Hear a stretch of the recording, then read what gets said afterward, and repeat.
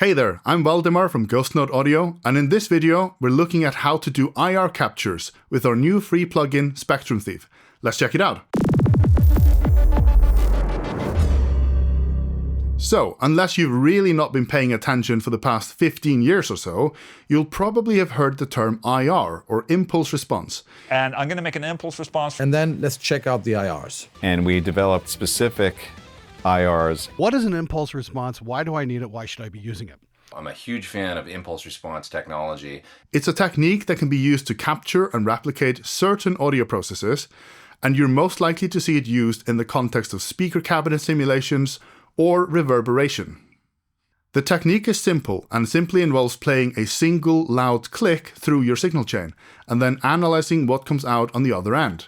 Any differences between the input and the output can be used to determine the response of a system, and using this method we can measure both delay and frequency response, and we can replicate any audio effects that are based on those elements.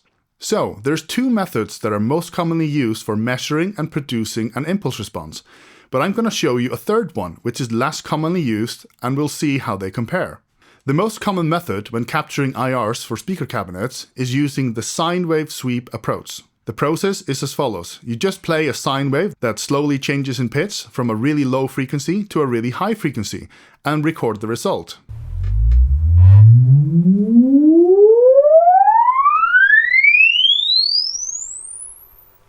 Then we can measure both the delay and the amplitude of the recorded signal at any frequency. The second method is a true impulse response measurement. Basically, you make the loudest, fastest, instantaneous bang sound you can and record the result. This method is often used to measure reverb in acoustic spaces, as it does a better job of capturing the echo trails as they fade out to silence.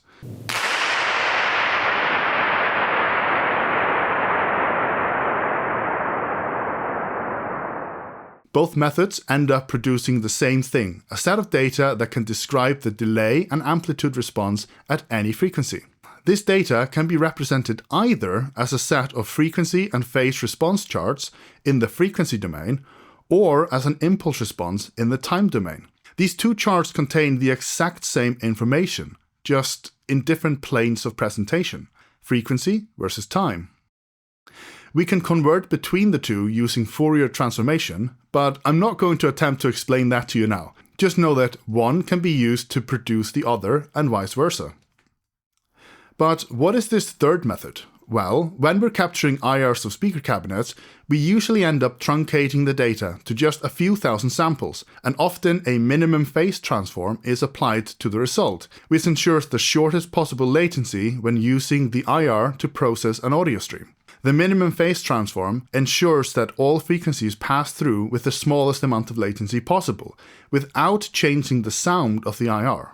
Since we're basically throwing away all the information about room echo by truncating the response, and all the information about phase response by applying the minimum phase transform, there isn't really a point in capturing this information to begin with. We don't need to sweep through the frequencies, we might as well just capture all the frequencies at the same time. Well, there is a signal that contains all frequencies at the same time, and it's called white noise. What if, instead of sweeping a sine wave through the speaker, we just play some white noise? We can capture the result quicker, and we don't need the specialized deconvolver software to convert our recorded sine sweep to something we can use. We can just look at the frequency spectrum, and that's our response right there. So, let's try capturing an IR of a speaker cabinet using this technique. First off, we need a noise source. If you've got a reamp box or an isolation transformer, you can use your DAW to generate the white noise signal, and then route it to your power amplifier or effects return.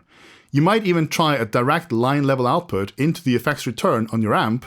It'll probably work just fine, although there is a greater chance of it causing ground loops and unwanted hum. Of course, if you've got one of our signal generators, you can use that too.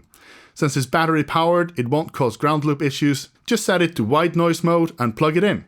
Next, set up your microphones the way you normally would when miking up a speaker cab.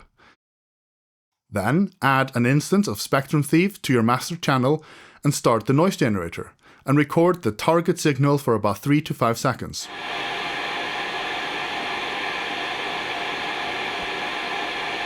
We've now captured the full frequency response of the speaker cabinet. We can listen to the result by hitting the audition button and apply the impulse response in real time.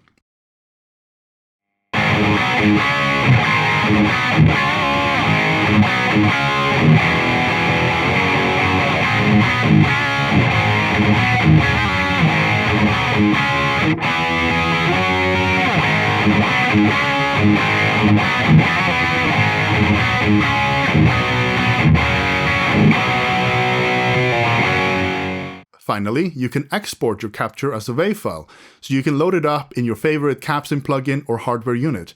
You have a few options to set when doing so, such as the sample rate and the number of samples. Because the IRs are minimum phase transformed, they are really easy to blend with other IRs, and you should have no phasing issues when mixing multiple IRs together. They'll also feel very responsive, adding literally the smallest delay possible to your signal chain.